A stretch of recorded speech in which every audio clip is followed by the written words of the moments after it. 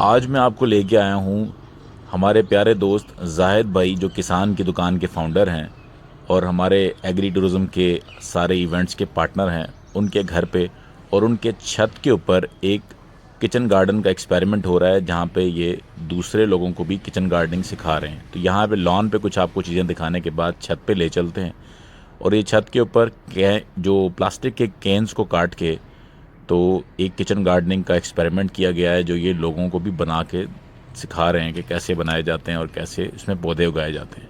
तो अपने छतों पे भी आप रूफ़ गार्डनिंग कर सकते हैं। तो जाहिद भाई सिर्फ किसान की दुकान के सिर्फ बिज़नेस के इनिशिएटिव के ओनर नहीं है, बल्कि साथ ही साथ ये लोगों को आइडियाज़ भी देते रहते हैं। और अगर किसी ने सस्ते में छत के ऊपर रूफ टॉप गार्डनिंग करनी है तो जाहिद भाई से आप रहनुमाई ले सकते हैं। ये स्टीविया लगा है सामने, इसके अलावा तमाम किस्म की सब्जियां लगाई गई हैं। ये देखें, ये टमाटर के पौधे गमलों में उगाए गए हैं। इसी तरह ही कुछ चाइनीज़ सब्जियां भी लगाई गई हैं।